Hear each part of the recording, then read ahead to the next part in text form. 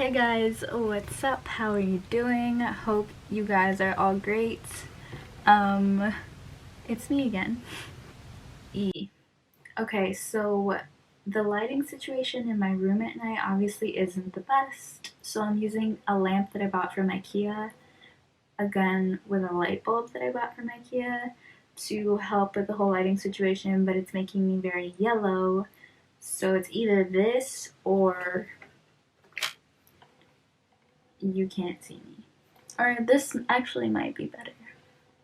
Should we stick to this? Probably stick to this. Okay, I'll just stick to this. It seems to work a lot better. I thought the lighting in my room was like trash, but it seems to be okay right now. So basically, hey, thanks for joining me again.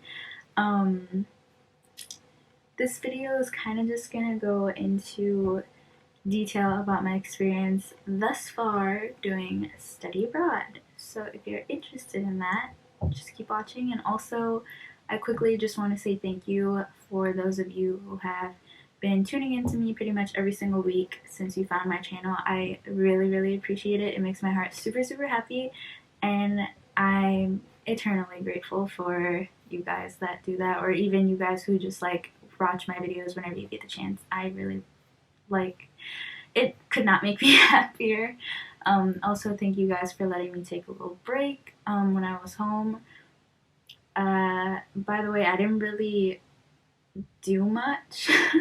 Like, I didn't go out at home in Chicago and like do different things just because financially I've been struggling for the last few months, and I'm gonna get into that more into the video, but it's just been a struggle. So I literally had like $0.58 in my account by the time I got home.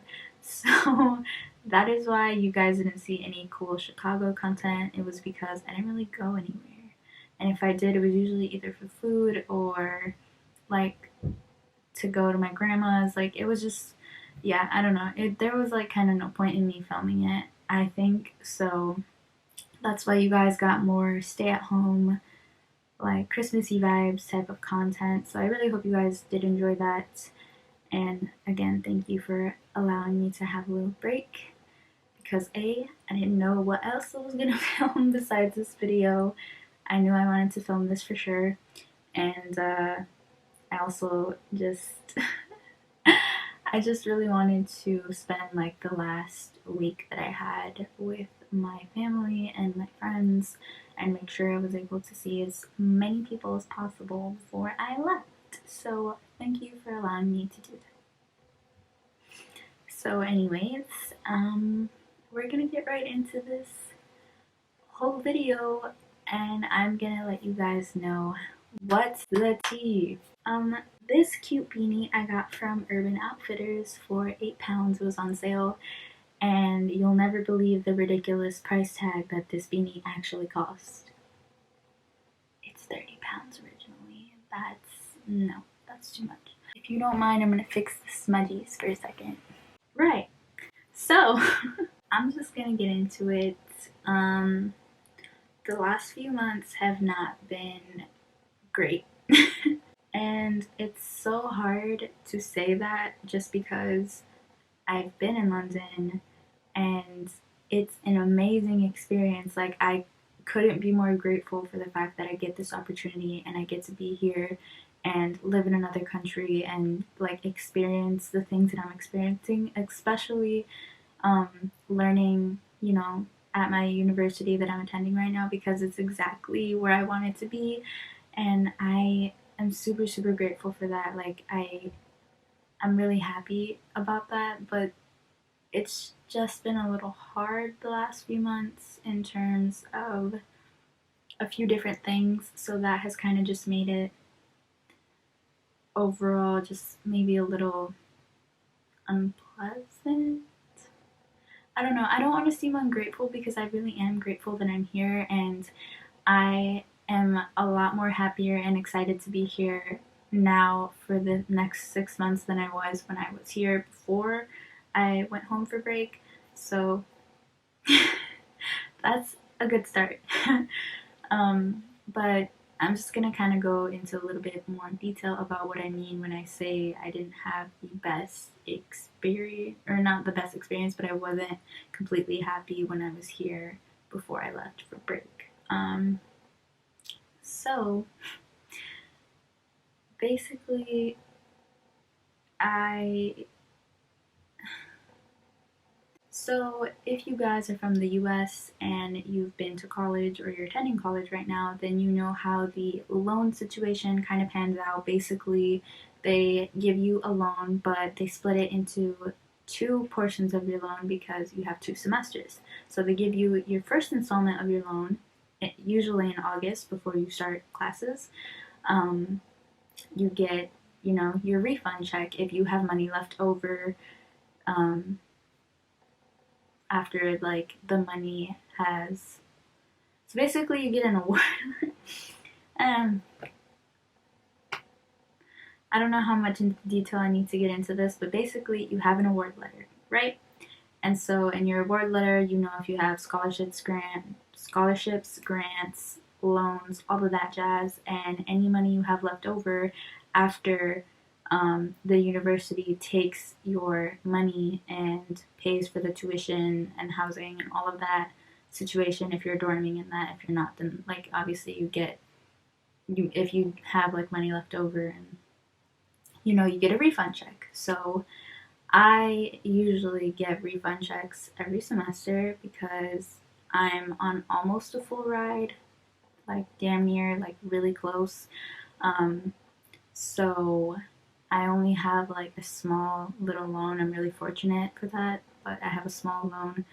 So, like, the first 2 semesters my freshman year, well, yeah, the only 2 semesters my freshman year, I got like very little of it just because I was in dorms, and that's pretty expensive. So, they took all of the money basically.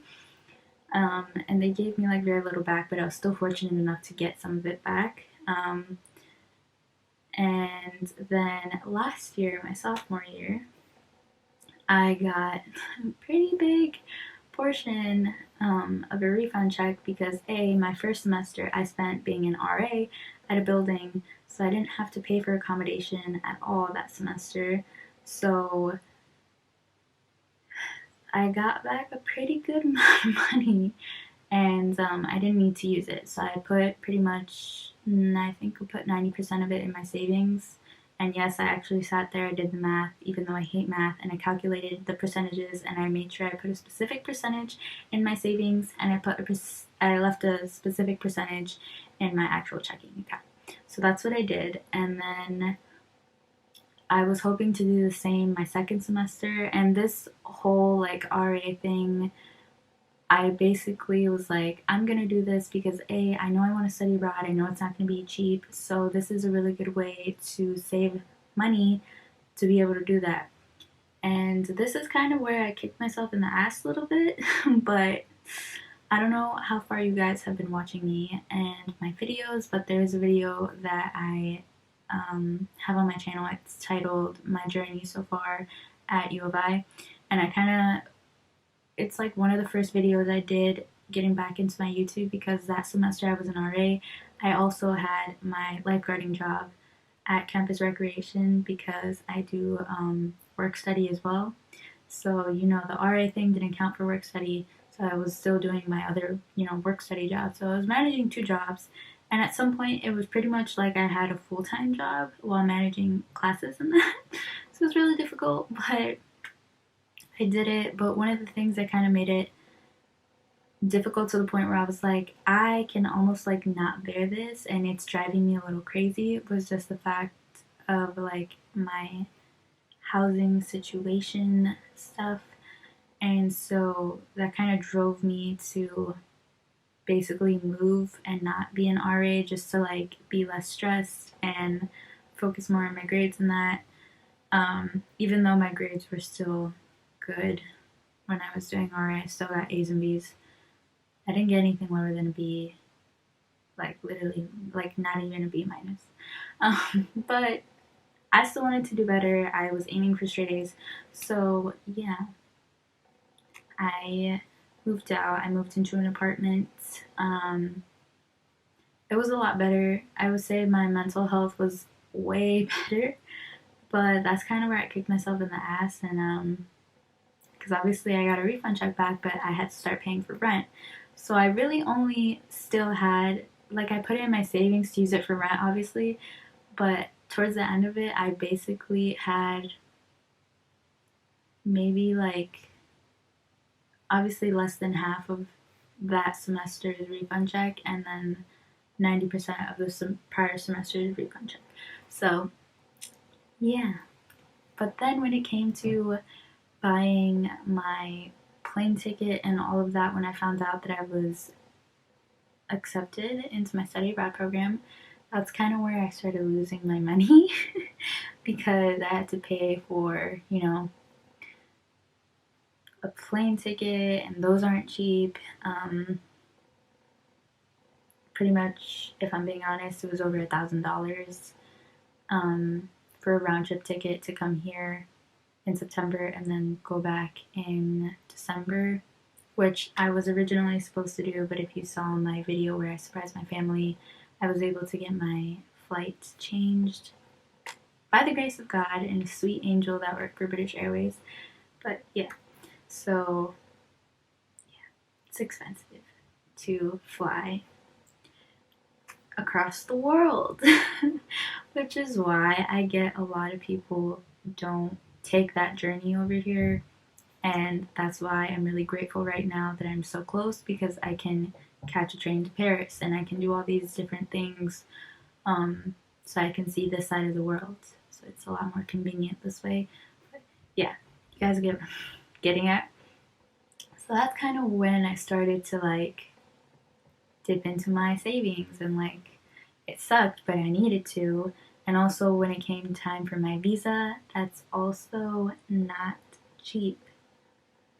I just want to make this video because if you're thinking of doing study abroad, or you're, you applied for it and you're finding out, this is a really good video in my opinion, because I really want to be honest with you guys and let you guys know how the process is and the realities of doing this. Like, you have to pay for all of these different things, and I'm not going to sugarcoat it for you. I really want you guys to be able to understand, like, you have to spend money for all these different things, which I'm sure you already have an idea of, but I am going to give you examples of like how much I spent and all of that, so that it gives you a better understanding of realistically how much it costs to A, get over here, and B, to live here.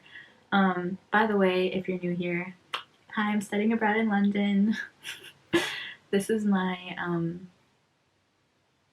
accommodation.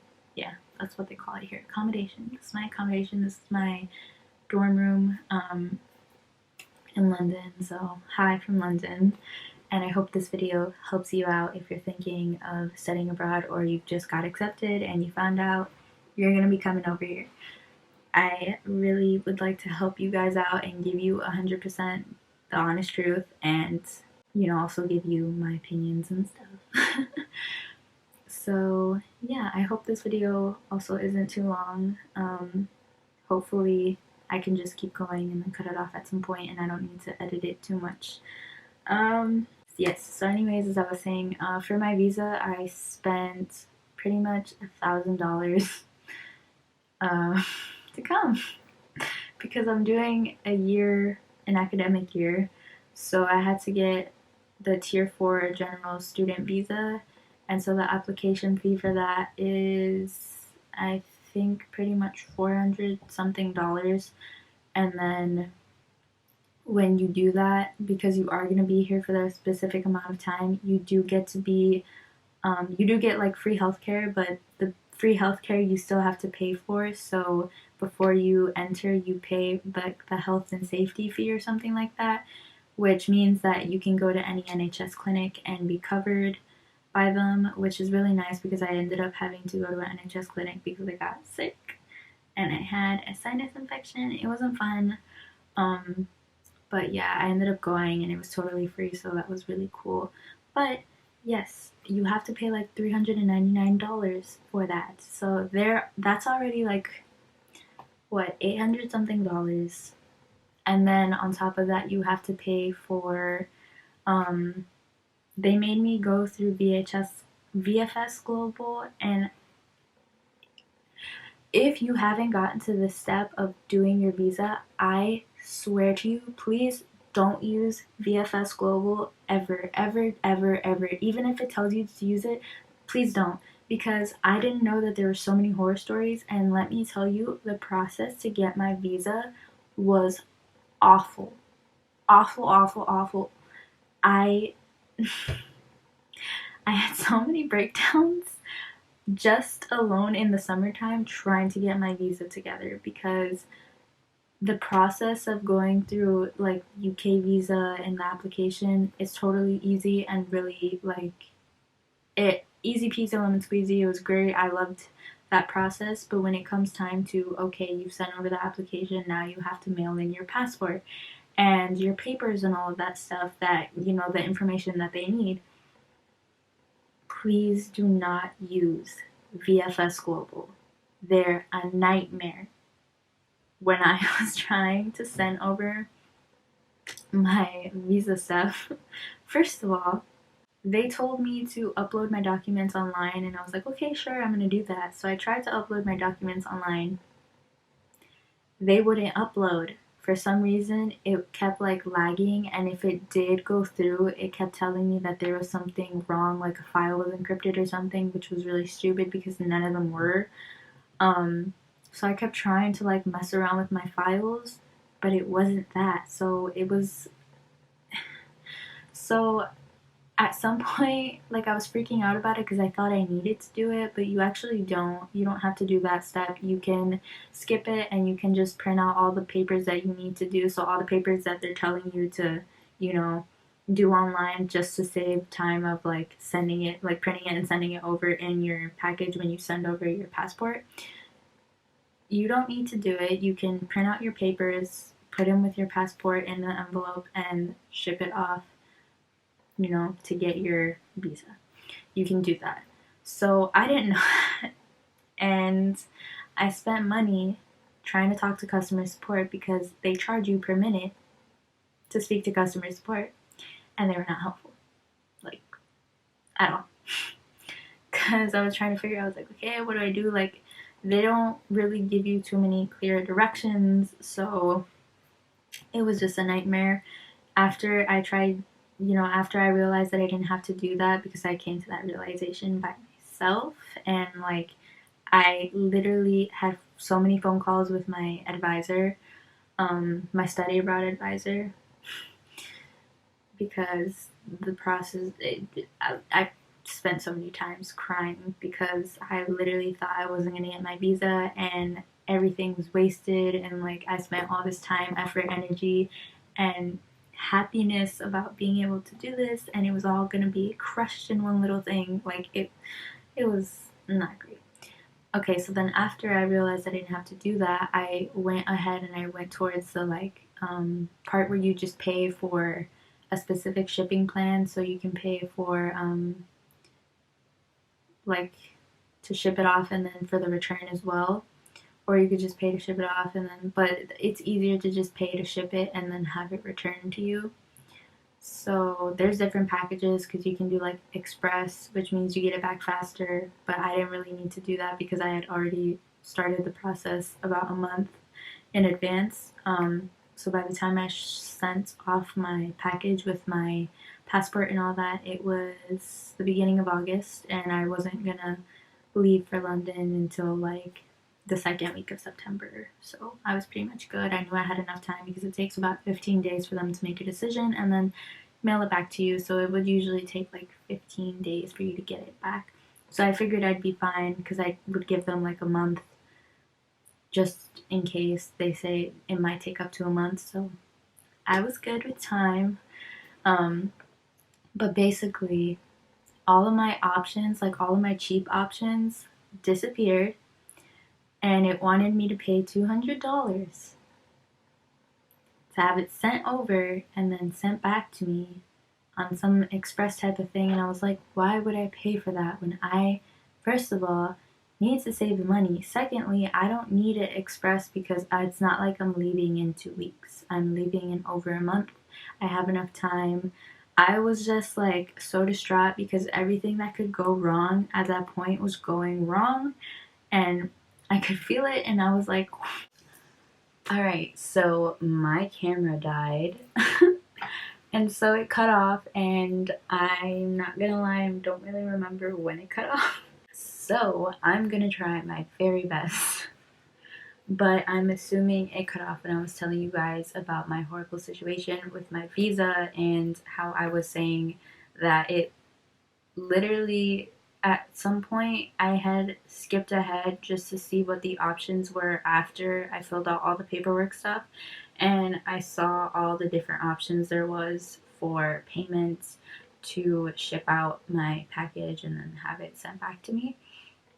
So I knew that there was more than just that option by the time I realized, hey, I don't actually have to fill out this stuff because I can just include it in my package with my passport, even though I feel like that's a little bit more dangerous in a way, but also like sending out your passport in general is dangerous. I don't know why we have to, well, I get why we have to do that, but I think it's kind of stupid. Anyways. So yeah, so I was not gonna pay $200 for that. They had me bent. Anyways, it's ew, I don't know why I said that, but anyways, as you can guess, I did not pay that, and I decided to wait a day or two and hope that it would resolve itself. And this is the time when I decided to make more phone calls, and to no avail, they were not helpful. So that really sucked, and I wasted some money on that, but I digress from that. Yeah, so if there's one thing I can recommend you when it comes down to your visa application process, please don't use VFS Global. I know that the UK visa website recommends it, but don't do it. Just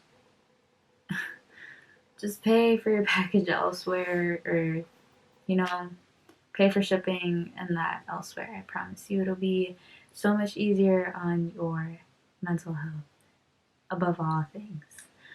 Um, yeah. Now that I have told you how much money I spent on a plane ticket and the visa, almost $1,000. Um, this is where we get to. Oh, by the way, to ship out my package and have it shipped back to me, yeah, that was $70. That was like one of the cheapest options. 70. As I said, this is not cheap to do. Yeah, so now I'm gonna get to the point where I hopped on a plane at LAX with a dream and a car. I'm just kidding. I'm just gonna get to the point where I actually moved over here. As you guys saw, that process, or not the process, but the videos of me making that move, getting on the plane, getting to the airport, all that stuff is on my channel already. You should go check those out. There's 2 parts because otherwise it would have been way too long. But yeah, they're on my YouTube if you would like to see them. They're there, so I'm not going to get too much into detail about that just because those videos are there. But as soon as I got here, people were very nice to me, very helpful. The UK border person was super helpful. My driver was helpful. The people I was sat between on my plane were really friendly. Like, everyone just seemed very friendly and nice. So I was really grateful for that, and I still am. So that kind of just put my mind more at ease after the whole debacle over the summer that just like stressed me out to no end. I'm not gonna lie, I had like fairly bad summer. It's not fun. But yeah. This video is not about that, so I'm not really gonna go into detail about that, but it was just the stress of moving and all of that, and the whole visa thing mainly, but also work sucked. I'm not gonna get into that in this video. Maybe someday I'll make a video about lifeguarding for Chicago Park District and my experiences. But for now, I'm not gonna touch that subject at all. Yeah, so moving. Like I said, the process on my channel, moving wasn't that bad. It was a lot easier than I thought it was gonna be, just in terms of like TSA, all of that. Like, I didn't think it was, like, I thought it was gonna take longer than it did. And I thought it was gonna be more stressful than it was, I guess, in terms of like getting to the airport, getting checked in, like going through TSA and all of that. I just thought it would be longer and more stressful and all these things, but it actually wasn't. So for that, I'm also grateful.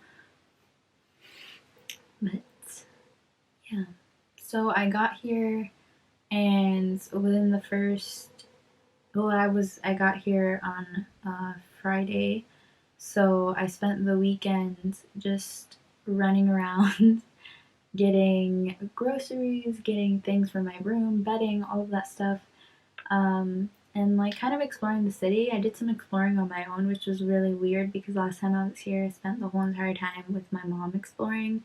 So it was really weird to be here and explore on my own. It kind of felt like I was traveling by myself, except I'm not traveling. I moved.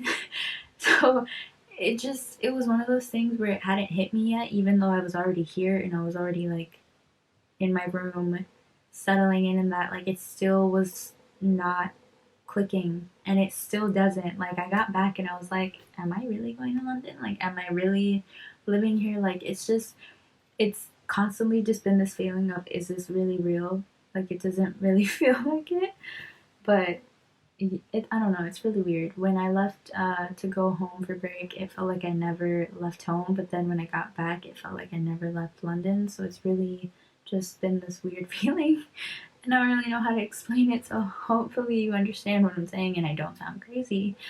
But yeah, so the first week, like starting on Monday, we had like study abroad things. So I met up, it was like study abroad events. So we had like icebreakers and like, I'm trying to figure out how to explain it, but basically all the people that were doing study abroad program, we all met up, we met each other, we had like panels, discussions, fun activities, icebreakers, stuff like that. And then on the first day, we actually went to a pub and we got a free drink, and it was really cool. It was a nice like first pub experience. Well, it wasn't my first pub experience, but first, moving here and that, and like on my own, it was really cool. I made friends, which was cool, and so the first week was really fun. It really wasn't like school, it was more so getting accustomed to like my building and meeting the study abroad people. And there was also a fair that I went to just to kind of figure out like what clubs and stuff there are here. So that was really cool. Got a bunch of free totes and stuff. So those were just like the things that I got up to in the first week. Everything was fine and dandy and great. Oh, also, I probably should have said this beforehand, but basically the day that I got here, I hadn't paid my, well, I basically hadn't paid for my accommodation, which meant that by the time I got here, they still had my room reserved, they had my keys, like my information, everything was good, but I had to pay. And I knew this was coming because I communicated with them and I let them know that I wasn't sure if my loan was gonna come in time to pay them at the deadline that they gave me. I said I might need like a day or two more just in case. I'm not exactly sure. This is the date that they're saying this money is going to go into my account. So because this is like the day after I'm supposed to give you my payment, I just want you to know that I might not be able to pay it on time. But it was sent to me like beforehand, so I would have been able to make the payment on time. The only issue is that I was struggling to set up like the wire transfer situation. So I struggled a little bit with that, but, and also like it was mainly because they didn't give me like all of the information that I needed. Even though we had already communicated like months in advance that I would be making a wire transfer, just because none of my accounts are set up for me to be able to make that big of a payment, because this is not surprising, but housing is expensive. So my housing right now, I paid, it was 9,240 pounds, which equates to just over 11,000 US dollars. Yeah. And my lease was from the 1st of September to July 5th. So, yeah. Expensive. Pretty much just as expensive as a dorm, in the US would be. The only difference is I would say this is a better, like, option, just because I get the room to myself, I get the bathroom to myself, and the only thing I share with my flatmates is the kitchen. So I prefer this to having to share a shoebox with someone.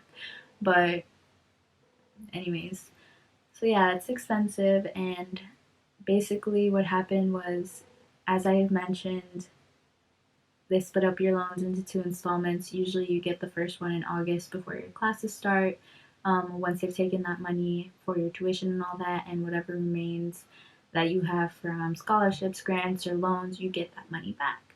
And because I had been given extra loans, because it's more expensive to be here than it is at home, even though I am almost like on full ride, the cost of living here is just really expensive. So they gave me extra loans to cover the costs of all of that, and the housing, because they already automatically pay for the tuition. So I didn't have to worry about the tuition or any of that. I basically just had to worry about finding somewhere to live, paying for that, and groceries and stuff, and like money for myself while I was here. But of course, like I said, housing is not cheap. So that's $11,000 I had to make up for somehow. And as I said, I've been putting money in my savings, but I don't have $11,000. I don't think anybody has that from saving in college. I don't know. But like I said, I had to dip into my savings for plane ticket, visa situation, all of that. So because they split up my loans, I didn't have enough from the loan money to pay for my housing. So, hey guys, it's editing Amari here. Have my blue light glasses and that because I'm editing. And please excuse my appearance because I look like a boy, but I just really wanted to interject this moment right here in the video to let you know that the reason why I had to make a one-time payment is because I'm not from the UK. I live in the US, and I don't know anybody who lives in the UK, meaning like family or anybody that can be a guarantor, which means like they have to be related to you and usually of a specific age, so like 25 or older typically. Um, all my family lives in Chicago with me or in Puerto Rico or Mexico. So, you know, didn't have anybody to put down as a guarantor here, and because I didn't have that, they basically made me make a one-time payment for my housing accommodation as opposed to letting me make multiple payments, maybe like 2 payments or 3 or by month. So that also screwed me over. But yeah, I'll just get back into the rest of the video. I just want to put that in there because I think it's kind of important to the storyline, and also so that you guys aren't wondering why I chose to make a one-time payment and lose all my money that way. I didn't choose that. I was forced to do that. So important bit of information. Yeah. Basically, I made up for that with all the money that was in my savings, but it just so happened to be the rest of my money that was in my savings. So if you can get where I'm going from from this, I was left with enough money, but I needed to use the money to again buy another round trip plane ticket to come back to London in January, and then go home at the end of my program in July, or at the end of my lease being up in July. And traveling in the summertime it's really expensive, especially when you're going from one side of the world to the other, because everyone loves to travel in the summertime, which was a bitch for me if I'm being honest, because the ticket for me to come from London back home to Chicago in July was almost $1,000 itself. Ridiculous. So, as you can tell, I paid over $1,000 for that round trip plane ticket again. And that took the last of the money that I had in my account, which meant I was broke. Flat out broke. So,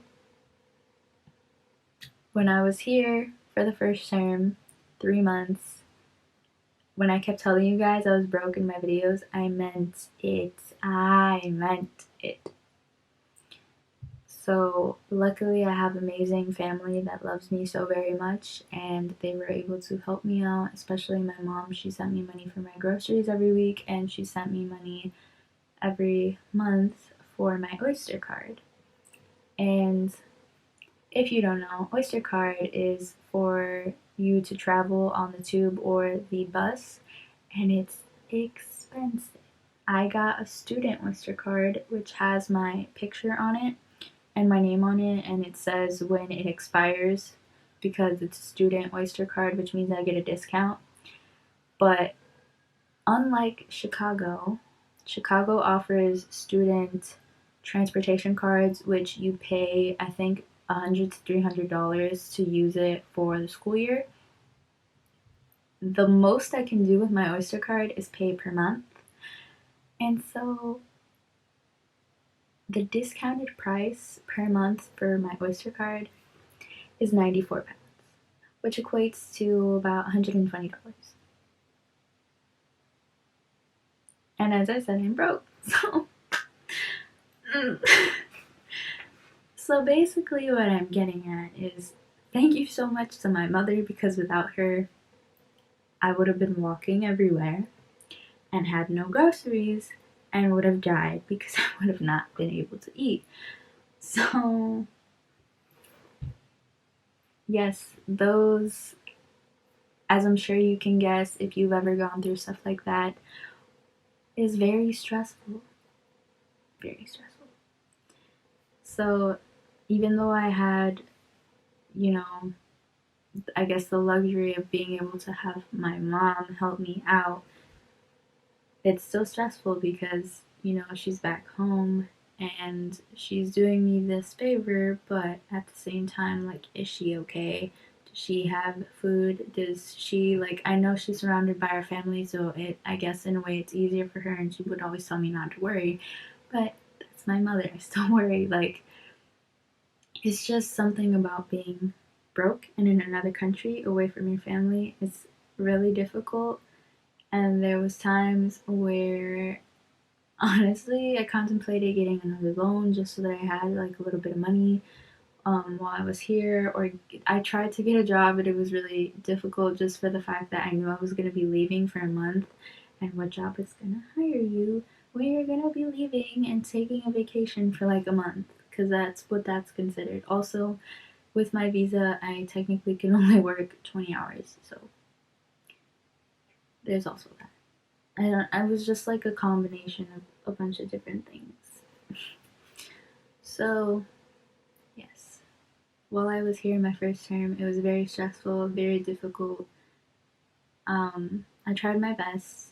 I obviously, thanks to my mom, I was able to get groceries and, you know, use transportation, which was great. It helped a lot. Basically, it was all I really needed. But like, there were times that I wanted to go out with my friends or like do things, and I really couldn't just because I didn't have money for that. So in that aspect, it really sucked, and there was a lot of times where I stayed here in my room alone. And although I am fine with being by myself, I'm comfortable with being alone with myself. I've been an only child pretty much my whole life, and so I don't know. I'm comfortable with it. I, have been in therapy for several years, so I have found my coping mechanisms. I do enjoy my alone time, but I felt like there was too much of me being alone to the point where I started feeling like I was in solitude as opposed to, oh, I'm just by myself, like I'm alone. It felt like solitude where I was like, well, like all I ever do is, watch videos in my room by myself. Like I make dinner, eat. Like I just felt like I was here too much, and it was kind of getting to me to the point where I was like, I feel like I'm kind of locked in my room. Like I feel like I can't get out and can't do things, which is not the case because I mean, I could, but what could I do where I don't have to spend money because I don't have it? So that is where I got the idea to explore the free things in London, and I showed you guys. I have a video up on my channel if you aren't aware. Free things to do in London. I took you through a weekend where I visited the National Gallery and the British Museum, which were lovely. And there's still, several things that I have yet to do that were on the list of free things that I can do in London. So I will be taking you to those things when I make it to those things. But yeah, I would say that towards the end before I left, I really tried to make an effort to get out and change my perspective on being here because I felt like I kind of made it, seem like London or the experience I was having was bad when that wasn't the case. I just was having a difficult time, and so it kind of like coded everything else to kind of be gray, if that makes sense. So what I really wanted to do was get out, change my perspective so that I didn't leave with the mentality of London is like not what I had hoped it would be. Like it's like I don't want to go back, blah blah blah. That's what I kind of wanted to get away from. So that's why I made that effort before I left, and I'm really glad I did because when I was away at home, of course I missed home and I was enjoying being at home, spending time with my family and my friends and my boyfriend. It was great, but there was parts of me that was like, oh, I miss London. I miss like the noodles that I would go get with my friends. I miss my friends there. Like there was different aspects that I was missing while I was home. So I'm really glad that I took, even if it was just the last 2 weeks before I left, I'm glad I took, whatever time I had left to change it around, be more positive about, the situation I was in, and take advantage of like the free things and just see people and that because it really helped. I think it really did. And like I said, there's free things to do in London. So if you are in a similar situation, if you're watching this because you're studying abroad as well and you're realizing it's expensive and you're broke, please, I urge you to look at the free things there are in your city. If you're not in London or if you are in London, please go check out the free things. Text your friends, have them join you, and I hope that helps. But yeah, that's kind of just why in my last term, which was my first term of my study abroad program, I was kind of about, my situation. But it's over with. I'm back. I'm happier. I'm positive. And thank God the second installment of my loan is coming in. And I already paid for my accommodation, so don't have to worry about that. And my tuition and all that's paid for, so don't have to worry about that. So you know what that means. So my SD card ran out of memory, so I'm back again. As I was saying, you know what that means. I am going to take this next several months to explore and travel because thank God. Thank God for loans. I mean, I know I'm gonna have to owe this money back, and I'm not careless with my money. I do plan on saving half of it and using the other half to budget and make sure I have money for food, travel, as well as like travel in London, and also be able to make plans to travel because I really do want to see this side of the world, and I really hope to do that here because A, it's convenient and it's cheaper. um, and I'm here, so why not? So yeah, I hope you guys subscribe and stay tuned for those videos because I'm really excited for what the future holds. And like I said, I'm way more positive and happy about the next 6 months than I was about the last 3. And I don't know, I just hope this video gave you a perspective on what I was feeling. I know I didn't go like super into detail, it was just a really long video trying to explain to you what it was like, what like money issues and all that I had. So I hope this helped you by A, giving you insight on what the realities are of moving to the other side of the world and how expensive it is, and also like in a way how I was feeling. So I hope you guys enjoyed this video. If you did, please give it a thumbs up and remember to subscribe because you don't want to miss the rest of my content. And am I missing something? Comment down below if this video helped you. Please let me know how. Also, if you're in a similar situation, you're studying abroad right now, or even if you're not and you're feeling like, oh, I have financial struggles in that, comment down below, let me know. I love talking to you guys, so when you comment, it really makes my day. And I always try to respond to you. I pretty much do always respond to you guys just because I don't get that many comments. Obviously, I'm not there yet, but it's really cool being like having a platform, but being a little smaller just because I do have the ability to respond to everyone. So please do comment down below, like I said, and remember to give this video a thumbs up. I'll see you in the next one. Bye!